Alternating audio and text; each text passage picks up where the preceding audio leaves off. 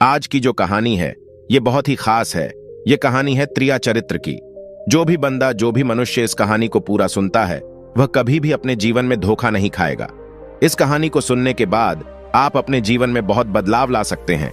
जो भी माता बहन इस कहानी को सुन रही है वो ये ना समझे कि ये कहानी उनके ऊपर है। नहीं, कुछ इस संसार में ऐसी औरतें भी हैं जो सुंदर और सुशील औरतों को भी बदनाम कर देती हैं। हो सके तो कहानी को पूरा सुनिएगा, और आप कहानी को पूरा सुनेंगे तो आपको कहानी का मतलब समझ में आएगा। इससे पहले कि आप इस कहानी में खो जाए, चैनल को सब्सक्राइब करना ना भूले। चलिए कहानी शुरू करते हैं। बहुत समय पहले की बात है। किसी राज्य में एक राजा रहा करता था। वह राजा बहुत ही धर्मात्मा राजा था। उसकी राज्य की चर्चाएं बहुत दूर दूर तक फैली हुई थीं। उस राजा का एक पुत्र था जिसकी उम्र कुछ ज्यादा नहीं थी, 12 या 13 वर्ष होगी। वह राजकुमार बड़ा ही सुंदर था। राजा उसकी शादी कर देता है। जब राजा ने उसकी शादी की तो राजकुमार मात्र 14 वर्ष का था, तभी उसकी शादी कर दी। राजा भी अब बूढ़ा हो चुका था। एक दिन राजा ने सोचा कि अपने राजकुमार को अब राजा बना देते हैं, क्योंकि उस राजा ने कई शादियां की थीं और पहले के राजाओं में यही नियम था कि राजा जितनी चाहे उतनी शादी कर सकता था। वह राजा अपने पुत्र को राजा बना देता है। उसकी शादी हो चुकी थी, और एक नहीं, राजकुमार की 7 शादी हो चुकी थी। राजकुमार की भी 7 रानियां आई हुई थीं। वह राजकुमार जो कि राजा बना था, अपना पढ़ाई लिखाई फिर भी कर रहा था। वह रोज विद्यालय पढ़ने के लिए जाया करता था। एक दिन की बात है, जब वह राजकुमार पढ़ने के लिए विद्यालय जा रहा था तो रास्ते में उसे एक पनिहारीन मिली। वह पनिहारीन भी बहुत सुंदर थी। उस पनिहारीन ने राजकुमार से पूछा कि हे राजा, आप रोज कहां जाते हैं? वह राजकुमार कहता है कि मैं रोज पढ़ने के लिए, विद्या ग्रहण करने के लिए अपने गुरु के पास जाता हूं। पनिहारीन कहती है, ये तो अच्छी बात है, लेकिन ये बताइए, आपने त्रिया चरित्र पढ़ा है?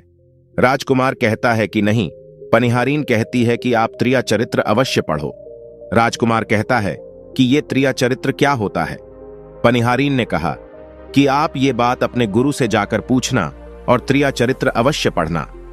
राजकुमार कहता है कि मैं आज ही जाऊंगा और अपने गुरु से जाकर पूछूंगा कि आपने मुझे त्रिया चरित्र क्यों नहीं पढ़ी।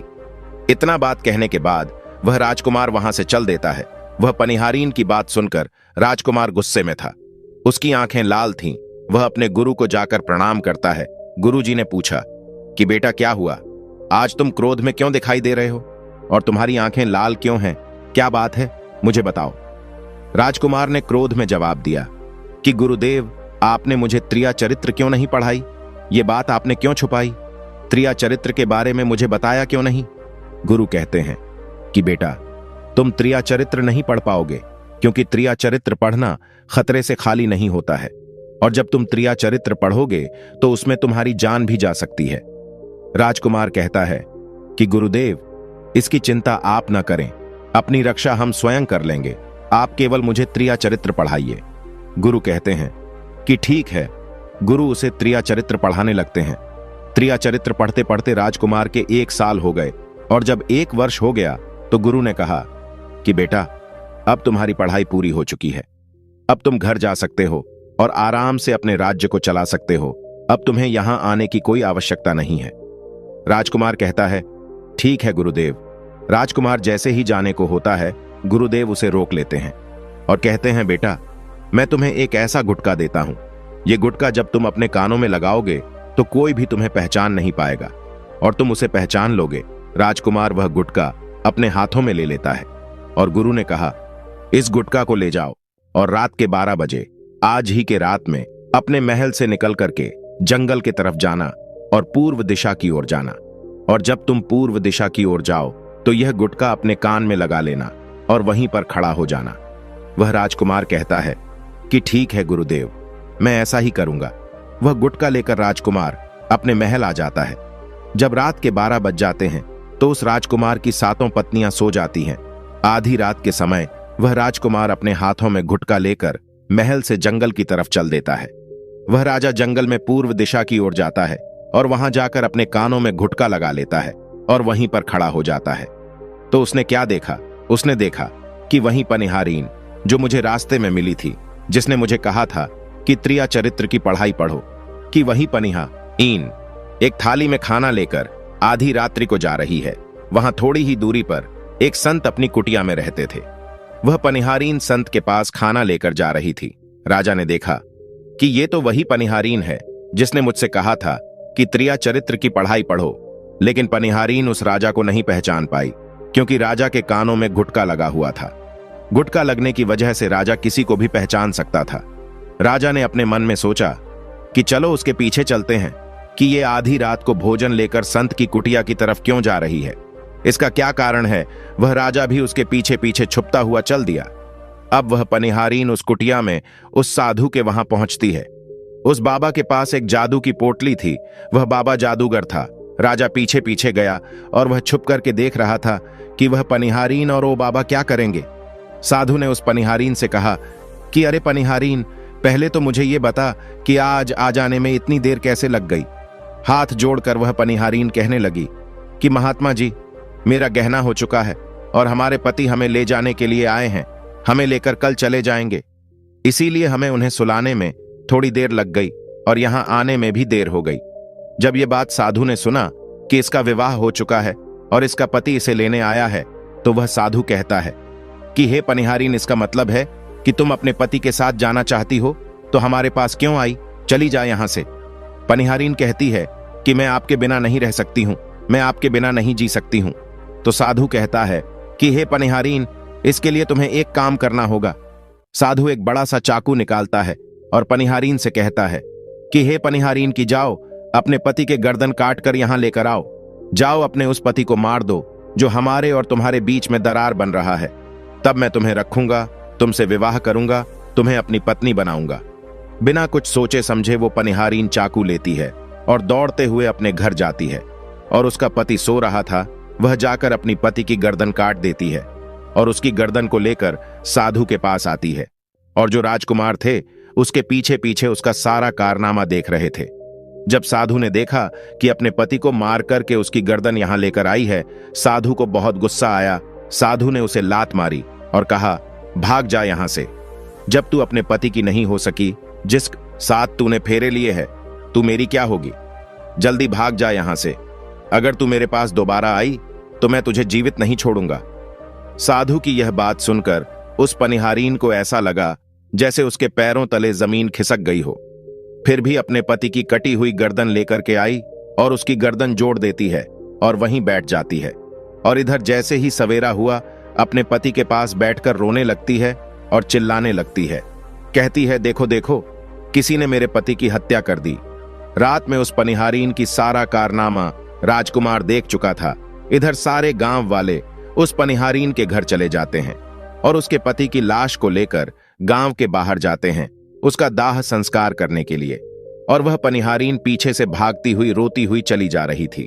और उधर राजकुमार भी जा रहे थे जो कि अपने राज्य के राजा बन चुके थे। पनिहारीन रती हुई चिल्लाती हुई पहुंची और कहने लगी, मैं तो सती बनूंगी, क्योंकि अगर जब मेरे पति ही नहीं रहे तो ऐसे जीवन का क्या फायदा, मैं इन्हीं के साथ सती हो जाऊंगी। राजा को उसकी बातें सुनकर हंसी आ जाती है और राजा कहता है, त्रिया चरित्र जाने ना कोई, और कसम मार के सती हुई। राजकुमार की यह बात और कोई तो नहीं समझ पाया, लेकिन वह पनिहारीन समझ जाती है। पनिहारीन कहती है कि राजा साहब, आप हमारे ऊपर यह बात कह रहे हैं, लेकिन चलिए कोई बात नहीं, मैं सती हो जाऊंगी। पनिहारीन कहती है कि जाते जाते मैं तुम्हें एक बात बताती हूं। राजकुमार कहता है, क्या बताओ। पनिहारीन कहती है कि राजा साहब, आप जब चटाई पर बैठे तो उस चटाई को झाड़कर बैठिएगा। राजा कहता है कि यह पनिहारीन क्या कह रही है, मैं तो राजा हूं, मुझे चटाई पर बैठने की क्या आवश्यकता है। पनिहारीन कहती है कि नहीं, जब भी तुम्हें कोई नौबत आए चटाई पर बैठने की, तो तुम चटाई को झाड़ कर बैठना। राजकुमार कहता है कि चलो ठीक है, अगर तुम कह रही हो तो मैं ऐसा ही करूंगा। इतना कहने के बाद वह अपने पति के साथ सती हो जाती है और राजकुमार उनका अंतिम संस्कार करवा के अपने घर को आ जाते हैं। इसी तरीके से पूरा दिन व्यतीत हुआ। और उधर जब दूसरी रात आई, अपने गुरु के कहने के अनुसार वही गुटका कान में लगाया और पूर्व दिशा की ओर उसी स्थान पर जाकर खड़ा हो गया जहां पर पिछली रात खड़ा हुआ था। दूसरी रात को राजकुमार ने क्या देखा कि उसकी सातों पत्नियां भोजन की थाली अपने अपने हाथों में लेकर उसी बाबा के कुटिया की तरफ जा रही हैं। जैसे ही आजा ने अपनी सातों पत्नियों को उस बाबा के कुटिया की तरफ जाते हुए देखा, राजकुमार के पैरों तले जमीन खिसक गई। राजकुमार अपने मन में सोचने लगा कि ये क्या चक्कर है। तभी उनमें से एक रानी राजकुमार को देख लेती है, लेकिन रानियों ने अपने पति राजकुमार को नहीं पहचान पाए, क्योंकि राजकुमार अपने कानों में गुटका लगाए हुए थे। वह गुटका लगाने की वजह से राजा को कोई पहचान नहीं पाता था। उनमें से एक रानी कहती है कि हे लड़के, इतनी रात को यहां क्यों खड़ा है? चल हमारी ये थाली लेकर के उस कुटिया तक पहुंचा दे। बिना कुछ सोचे समझे राजकुमार ने वह थाली अपने हाथों में ले ली और अपने रानियों के साथ कुटिया तक जाने लगा। जब सातों रानियां राजकुमार के साथ उस बाबा की कुटिया में पहुंचती है, राजकुमार कुछ भी नहीं बोल रहा था, क्योंकि राजकुमार देखना चाहता था कि हमारे में और हमारे महल में ऐसी क्या कमी है जो हमारी सातों रानियां इस बाबा के पास आती हैं, और इस साधु के पास ऐसा क्या है जो हमारी सातों रानियां भी यहां आ रही हैं। वह राजकुमार छुप करके सब जानना चाहता था। इधर जब वो सातों रानियां राजकुमार को लेकर साधु के पास पहुंची तो महात्मा राजकुमार को देखकर कहता है कि ये कौन है? तो सातों रानियां कहती हैं कि महात्मा जी, यह बालक हमें रास्ते में मिला, इसने हमारी सहायता की तो हम इसे अपने साथ लेकर आए। रानी कहती है, एक काम करते हैं, इसे आज रात यही रहने देते हैं, कल सुबह होते ही यह चला जाएगा। वह साधु उनकी बातों को मान लेता है। वह साधु अपने एक शिष्य को बुलाता है और उससे कहता है कि जाओ, आज के लिए इस बालक की रुकने की व्यवस्था कर दो। वहां शिष्य राजकुमार को लेकर एक कमरे में जाता है। उस कमरे में एक चटाई बिछी हुई थी। शिष्य कहता है कि देख भाई, आज तुझे इस चटाई पर सोना पड़ेगा। वह शिष्य राजकुमार को इतना कहकर वहां से चला जाता है। राजकुमार उस कमरे में अकेले पड़ जाता है। राजकुमार अपने मन में सोचता है कि आज तो नौबत आ ही गई चटाई पर सोने की। फिर राजा कहता है, चलिए कोई बात नहीं, आज की रात हम चटाई पर ही गुजार लेंगे। राजकुमार जैसे ही चटाई पर बैठने ही वाला था कि उसे पनिहारीन की बात याद आ गई। वह सोचने लगा कि पनिहारीन ने मुझसे कहा था कि जब भी तुम्हें चटाई पर बैठने की नौबत आए तुम चटाई को अवश्य झाड़ लेना। चलो आज पहले झाड़ ही लेते हैं, हो सकता है इसका कोई राज हो। जैसे ही राजा ने चटाई उठाई तो उसने क्या देखा? उसने देखा कि एक बहुत बड़ा भयान कुआं है। राजा ने जब उस कुएं को देखा तो राजा के होश उड़ गए। राजा उस कुएं के अंदर झांक के देखा है। राजा को अंदर बहुत सारे कैदी दिखाई देते हैं, जिन्हें उस साधु ने अंदर कैद करके रखा था। उन कैदियों में से एक आदमी ने राजकुमार को पहचान लिया। वह आदमी राजकुमार से कहता है कि राजकुमार, आप यहां कैसे आ गए? राजकुमार कहता है कि धीरे बोलो, नहीं तो सब पोल पट्टी खुल जाएगी। तब सभी कैदियों ने कहा कि राजा साहब, आप यहां से भाग जाइए। हम तो यहां से निकल नहीं पाए, लेकिन आप यहां से भाग जाइए, नहीं तो आपका भी यही हाल हो जाएगा जो कि हमारा हुआ है। आप भी यहां फंस जाएंगे, आपको भी पकड़कर ये साधु इसी में डाल देगा। आप जितना जल्दी हो सके यहां से भाग जाइए। राजा जब उस कमरे के अंदर गया था तो अपने कान में से गुटका निकाल लिया था, और जब राजा वहां से भागा तो अपने कान में गुटका लगाना भूल ही गया। राजा को भागते हुए उन रानियों ने और साधु ने देख लिया था। रानियों ने जब राजा को भागते हुए देखा तो रानियां कहती हैं, ये तो हमारे पति हैं। रानियां उस महात्मा से कहती हैं कि महात्मा जी, अब तो हमारी सारी पोल पट्टी खुल जाएगी। ये तो हमारे पति हैं और वह भागे जा रहे हैं। उन्होंने हमें यहां देख लिया है, अब हमारा क्या होगा? वह साधु कहता है कि तुम यहां क्या देख रही हो, जल्दी जाओ और अपने पति को पकड़ कर लाओ। वह सातों रानियां राजकुमार को पकड़ने के लिए दौड़ी दौड़ी जाती है, लेकिन वह राजकुमार, वह राजा जो था, इतना तेज भागा कि वो अपने महल जा पहुंचा। रानियां घबरा गईं, रानियों के तो होश उड़ गए। रानियां फिर वापस उसी बाबा के पास आती है और बाबा से कहती है कि महाराज, अब तो हमारे पति हमें जीवित नहीं छोड़ेंगे, हम जैसे ही घर जाएंगे वो हमारी जान ले लेंगे। हे महात्मा, आप हमें बचा लीजिए, इसका कोई उपाय कीजिए। तब जाके वह साधु उन रानियों को एक जादुई कील देता है और कहता है कि जब तुम महल जाओ तो अपने पति को बहला फुसलाकर उसके माथे में ये कील ठोक देना। यह जादुई कील तुम्हारे पति को भेड़ बना देगा और तुम सातों मिलकर उसे मार देना। बस कहानी खत्म हो जाएगी और तुम सातों रानियां बच जाओगे। सातों रानियां तैयार हो जाती हैं। वो सातों रानियां साधु की बात मान लेती है और जादुई कील लेकर महल आती है। वह सातों रानियां आपस में विचार करती हैं कि राजा सबसे ज्यादा प्रेम सबसे छोटी वाली रानी को करते हैं, तो वह 6 रानियां मिलकर जादू वाला कील छोटे रानी को दे देती हैं और कहती है, ये लो तुम्हारा काम है, तुम किसी भी तरह राजकुमार के सर में ये कील ठोक देना। वह छोटी वाली रानी कहती है कि ठीक है, वह कील छोटी वाली रानी ले लेती है। जब राजा ने उन 7 रानियों को आते हुए देखा तो क्रोध में कहा कि पहले तुम यही रुको, पहले मुझे यह बताओ कि हमारे राज्य में और हम में ऐसी क्या कमी है कि तुम आधी रात को उस साधु के पास जाते हो। इसका क्या कारण है, पहले तुम मुझे बताओ। तो 7 रानियां हाथ जोड़कर कहती हैं कि महाराज हमें माफ कर दीजिए, हमें लगता है कि उस साधु बाबा ने हम पर कोई जादू टोना कर दिया था, इसीलिए हमसे ऐसी गलती हो गई, आइंदा ऐसी गलती हमसे कभी नहीं होगी। छोटी रानी की ऐसे बातें सुनकर राजा उनकी बातों को मान लेता है, क्योंकि वह राजा छोटी रानी से बहुत प्रेम करता था। वह राजा भी सोचने लगता है कि शायद उस बाबा ने ही इन पर कोई जादू टोना किया होगा। राजा अपनी 7 पत्नियों को माफ कर देता है और कहता है, ठीक है, तुम अपने कमरे में चली जाओ। सबसे छोटी रानी, जिससे राजकुमार बहुत प्रेम करता था, सबसे छोटी रानी राजकुमार को खाना खिलाती है और राजकुमार को सुला देती है। जब वह राजा सो गया तो वह 6 रानियां भी वहीं आ जाती है। सबसे छोटी रानी जो थी वो जादुई कील निकालती है और राजा के सर में ठोक देती है। छोटी रानी ने कील जैसे ही ठोका, राजा पूरा तेजी से उठा, लेकिन उतने समय में वो भेड़ बन चुका था। अब उस राजा में इतनी शक्तियां नहीं थीं कि उन रानियों से मुकाबला कर सके। वह 7 रानियां उस राजा को पकड़ने लगी। राजा फिर भी हिम्मत नहीं हारा। अपनी महल की खिड़की से कूदकर राजा भागते भागते अपने गुरु के पास पहुंच गया और कहने लगा कि हे गुरुजी, मुझे माफ कीजिए, मेरी जान बचाइए, नहीं तो मैं मारा जाऊंगा।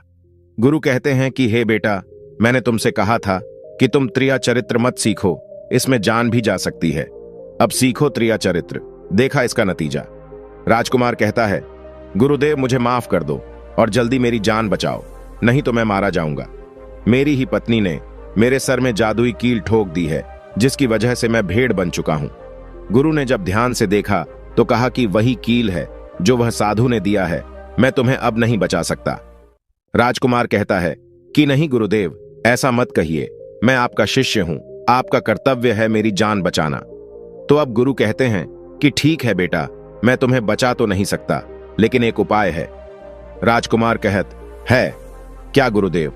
वह गुरु कहते हैं कि हम तुम्हें तोता बना देंगे, और जब हम तुम्हें तोता बना देंगे तो तुम सुखवाल राजा के राज्य में चले जाना और वहीं जाकर रहना, क्योंकि सुखवाल राज्य में वह साधु का जादू नहीं चलता है। वह राजकुमार कहता है, ठीक है गुरुदेव, आप हमें तोता बना दीजिए। वह गुरुदेव उसे तोता बना देते हैं और वो तोता बनने के बाद वो वहां से उड़ा और सुखवाल राजा के राज्य में चला गया। जहां पर बहुत सारे तोता रहते थे वहीं जाके रहने लगा और 7 रानियां उस राजकुमार को खोज रही थीं।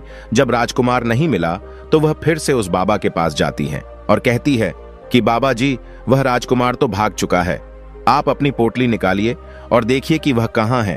वह महात्मा अपने पोटली खोलता है और देखने लगता है कि वह राजकुमार तोता बनकर के सुखवाल राजा के राज्य में रह रहा है। वह साधु ये सारी बात रानियों को बताता है तो रानियां कहती हैं कि हे स्वामी, अब क्या करें?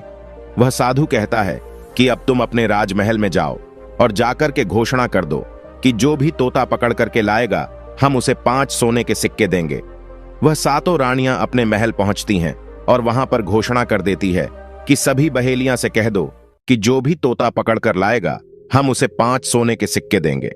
उस राज्य के जितने बहेलियां थे तोता पकड़ने के लिए चारों तरफ घूमने लगते हैं और जो भी तोता पकड़ते लेकर के रानी के पास जाते और 5 सिक्के लेते और वहां से चले जाते और वह 7 रानियां उस तोते को मार देती। ऐसे ही धीरे धीरे बहुत समय निकल गया और यह राजकुमार जो तोता बनकर जहां गया था वहां सारे तोताओं से बहुत अच्छी अच्छी बातें करता था, उन्हें बहुत ज्ञान की बातें बताता था। तो सारे तोता को लगा कि ये तोता तो बहुत समझदार है, ये तोता तो बहुत अच्छी अच्छी बातें करता है, इसे हम अपना राजा बना लेते हैं। सभी तोता मिलकर के उसे राजा बना लेते हैं। वह राजकुमार सभी तोताओं का राजा बन जाता है और वहीं छुपकर रहने लगता है। एक बहेलिया तोता पकड़ते पकड़ते सुखवाल राजा के राज में पहुंच जाता है और वह उसी पेड़ के पास पहुंच जाता है जहां पर वह राजकुमार तोता बनकर छुपकर रहता था। जब उस बहेलिये ने इतने सारे तोते को देखा तो अपने मन में सोचा कि अगर हम इतने सारे तोते पकड़कर रानी के पास ले जाएंगे तो हमें बहुत सारे सोने के सिक्के मिल जाएंगे। लेकिन वह बहेलिया सोचता है कि हम इतने सारे तोताओं को पकड़ेंगे कैसे? जिस पेड़ पर वह तोता रहते थे वह पेड़ गोंद वाला था। जैसे ही सुबह हुआ उस पेड़ से सारे तोता उड़कर दाना पानी के लिए बाहर चले जाते हैं और इधर बहेलिया क्या करता है अपने चाकू से पेड़ पर चारों तरफ कट लगा देता है, जिससे कि पेड़ से बहुत सारे गोंद निकल जाते हैं।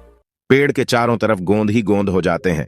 अब बहेलिया सोचता है कि जब भी वो सारे तोते आएंगे, इस पेड़ पर बैठेंगे, वो सभी इस पेड़ में चिपक जाएंगे और मैं आसानी से उन्हें पकड़कर लेकर चला जाऊंगा। बहेलिया वहीं छिप करके देखने लगा और जब शाम हुआ, सारे तोता वापस आए और वह तोता जैसे ही पेड़ पर बैठे, सभी का पैर उस पेड़ में चिपक गया, क्योंकि पूरे पेड़ में गोंद ही गोंद लगा हुआ था।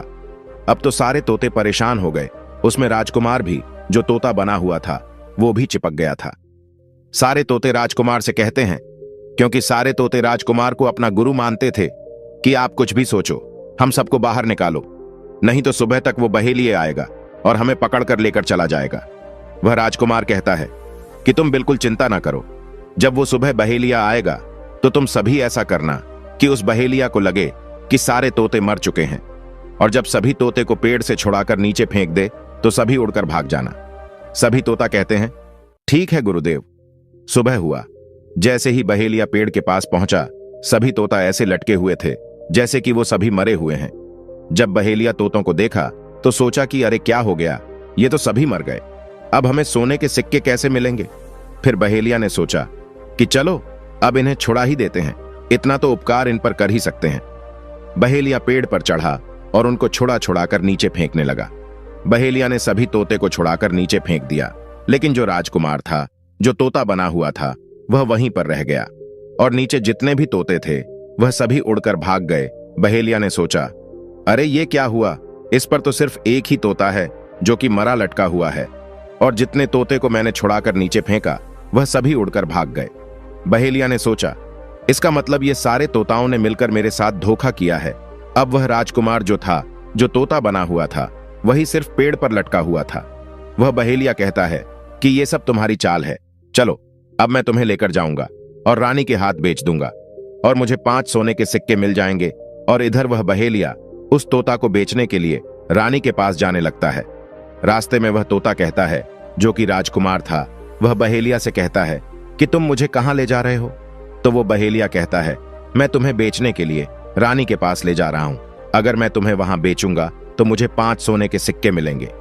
वह राजकुमार कहता है कि मैं अगर तुम्हें 50,000 सोने के सिक्के इलाऊं तो क्या तुम मुझे नहीं बेचोगे। बहेलिया कहता है, तुम्हें बेचना तो है ही, लेकिन तू मुझे 50,000 सोने के सिक्के कैसे दिलाएगा।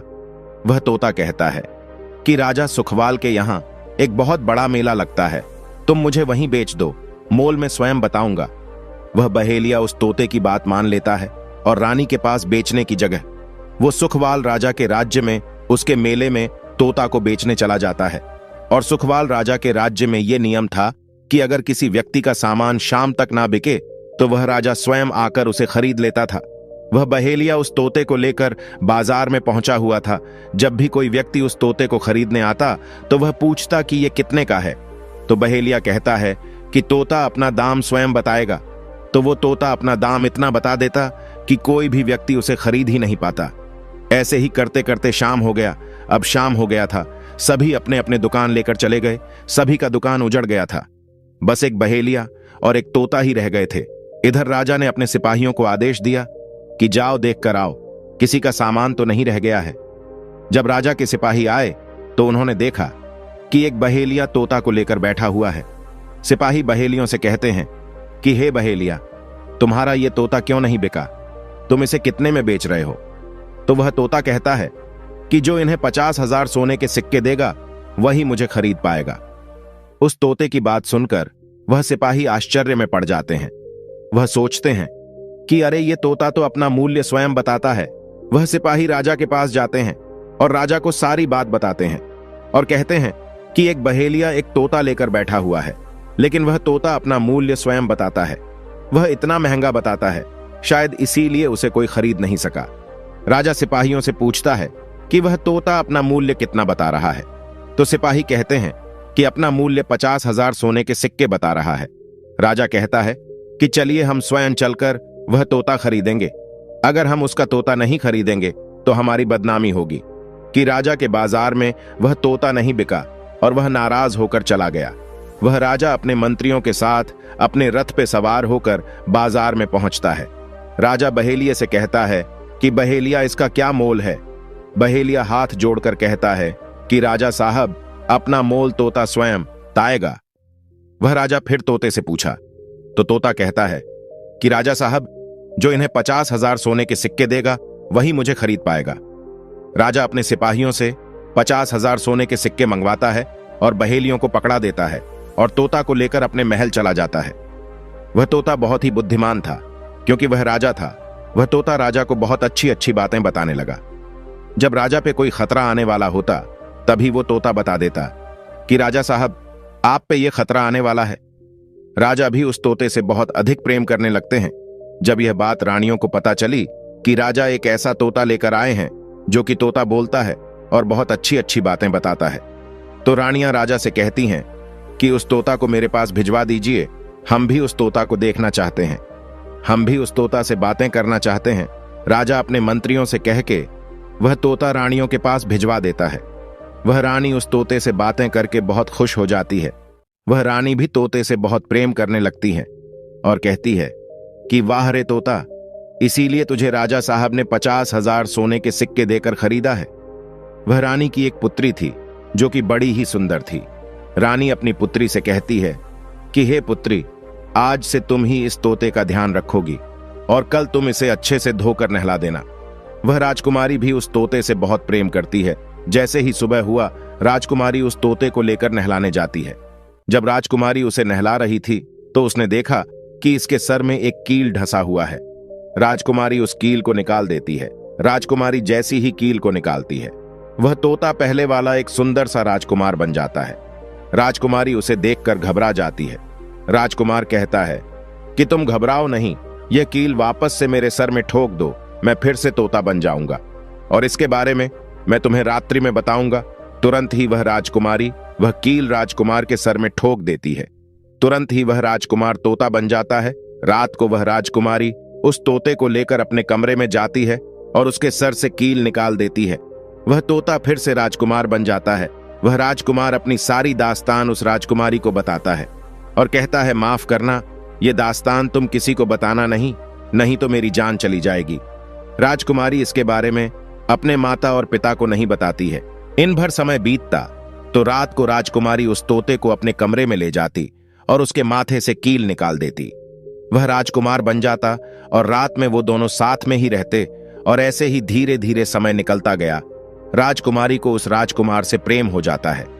इधर क्या हुआ, जो राजकुमार की पत्नियां थीं वो बहुत सारे तोते खुजवा खुजवा कर मरवा देती हैं, लेकिन जो राजकुमार तोता बना हुआ था वो उन्हें नहीं मिलता है। फिर वह सातों रानियां उसी साधु के पास जाती हैं और कहती हैं कि हे महात्मा, हमारे पति तो अभी तक हमें नहीं मिले, हम अब क्या करें, उन्हें कैसे मारे। वह साधु फिर से अपनी पोटली खोली और देखता है कि वह राजकुमार अभी तक तोता बन के उसी राजा के घर में रह रहा है। वह साधु उन सातों रानियों से कहता है कि तुम एक काम करो कि तुम नृत्य कला सीखो। हम सभी मिलकर उस राजा के घर नृत्य कला करने जाएंगे और जब राजा हम पे प्रसन्न हो जाएगा और हमें कुछ मांगने को कहेगा तो हम उस तोते को ही मांग लेंगे और फिर आसानी से उसे मार देंगे। धीरे धीरे समय बीता, साधु तबला बजाता और सातों रानियां नृत्य कला सीखती। वह पूरी तरह से नृत्य कला सीख चुकी थी। अब साधु को लगा कि हम सफलता प्राप्त कर सकते हैं और उस तोते को उस राजा से मांग सकते हैं। वह साधु का भेष बदल करके उन सातों रानियों को नृत्य कला वाली स्त्री बना करके राजा सुखवाल के दरबार में पहुंच गया। राजा उस साधु से पूछता है कि आप लोग कौन हैं, यहां क्यों आए हैं। वह साधु कहता है कि हम सब नृत्य कला वाले हैं, आपके महल में हम नृत्य कला दिखाना चाहते हैं, गाना चाहते हैं। राजा सुखवान को भी गाने बजाने का बहुत शौक था, वह मान जाते हैं। उधर वह साधु अपना गाना बजाना चालू करता है। जब उनकी गाने बजाने की आवाज तोता के कानों में पहुंची तो तोता समझ गया कि वह साधु हमारी सातों रानियों को लेकर भेष बदलकर यहां पर आ गया है। अब हमारी जान नहीं बचेगी। जब रात हुआ तो राजकुमारी उस तोते को लेकर अपने कमरे में जाती है, उस तोते के सर से कील निकालती है और वह तोता राजकुमार बन जाता है। वह राजकुमार सारी बातें उस राजकुमारी को बताता है। कहता है कि देखो, जो ये गाने बजाने वाले आए हैं ये वही साधु हैं। ये गाने बजाने से राजा को खुश कर देगा और बदले में मुझे मांग लेगा और ले जाकर मुझे मार देगा। वह राजकुमार कहता है कि सुनो राजकुमारी, जब राजकुमार बोले कि तोता को लेकर आओ तो तुम मुझे मत देना। जब राजा स्वयं ही मुझे लेने आए पर भी तुम मुझे मत देना। कह देना कि मैं इस तोता को नहीं दूंगी, और जब राजा ना माने, राजा तुमसे जिद करें और मुझे मांगे, तब तुम गुस्से में आकर के पिंजरे को फेंक देना। उसके बाद अपने बचने का रास्ता हम स्वयं ही ढूंढ लेंगे। राजकुमारी कहती है कि ठीक है। वहां पूरी रात गाना बजाना हुआ तो राजा परेशान होकर उन्हें कहते हैं कि मांगो, क्या मांगना चाहते हो। वह साधु कहता है कि जो आपके पास तोता है, जो आप कुछ दिनों पहले ही खरीदे हैं, वह तोता आप मुझे दे दो। राजा कहता है ठीक है। राजा अपने मंत्री को आदेश देता है कि जाओ उस तोते को लेकर आओ। वह मंत्री राजकुमारी के पास पहुंचता है और कहता है कि ये तोता मुझे दे दो। राजकुमारी कहती है नहीं, मैं तोते को नहीं दूंगी। मंत्री कहता है कि देखिए, आप जिद मत कीजिए। राजकुमारी कहती है कि तुम जाओ और मेरे पिताजी को यहां भेज दो, वो आकर इसे ले जाएंगे। मंत्री राजा को जाकर सारी बात बताता है। राजा स्वयं ही आता है उस तोते को लेने के लिए। वह राजा जाकर कहता है कि बेटी, यह तोता मुझे दे दो। यह नृत्य कला वाले को देना है, जो रात भर यहां गाना बजाना किए हैं, ये उन्हें देना है। तो राजकुमारी कहती है कि पिताजी, यह तोता मैं नहीं दूंगी। राजा क्रोध में आकर कहने लगा कि बेटी, ये कैसी बातें कर रही हो, इसे देने का मैंने वादा किया है। जब राजकुमारी ने राजा को क्रोध में देखा तो राजकुमारी को भी गुस्सा आ गया और राजकुमारी गुस्से में पिंजरे को जमीन पर फेंक देती है। जैसे कि राजकुमार ने उसे कहा था, वह पिंजरा जैसे ही जमीन पर गिरा, वह टूट गया और तोता जो था वह सरसों का दाना बन गया। ये देखते ही साधु तुरंत कबूतर बन जाता है और उस दाने को चुगने लगता है। उसमें से जो एक दाना था वह स्वयं ही राजकुमार था। वह डगर करके एक नाली में जाकर गिरता है। जैसे ही वह दाना नाली में गिरता है, वो राजकुमार बाज बन जाता है और एकदम से कबूतर पर झपटता है और उसे मार देता है। इस तरह से उस साधु की मृत्यु हो जाती है। राजा यह सब देखकर आश्चर्यचकित हो जाता है। वह बाज उस कबूतर को मारकर फिर से तोता बन जाता है और जो राजकुमारी थी उस तोते से कील निकाल देती है और वह फिर से पहले जैसा राजकुमार बन जाता है। वह राजकुमारी अपने पिता को सारी बात बता देती है। वह राजकुमार कहता है कि देखिए राजा साहब, मैं भी एक राजा हूं और मैं आपकी बेटी से प्रेम करता हूं और मैं उससे शादी करना चाहता हूं। वह राजा अपनी पुत्री से पूछता है कि बेटी, क्या तुम इनसे शादी करना चाहती हो। राजकुमारी कहती है कि हां पिताजी, मैं इनसे प्रेम करती हूं। राजकुमार उस राजा की पुत्री से विवाह करके अपने महल जाता है और जो उनकी 7 पत्नियां थीं उनको पकड़वाकर बंदीगृह में बंद करवा देता है और खुशी खुशी उस राजकुमारी के साथ रहने लगता है। यही है त्रिया चरित्र की पढ़ाई, जिसे पढ़ने के बाद राजा को अपनी जान बचाने के लिए क्या क्या नहीं करना पड़ा।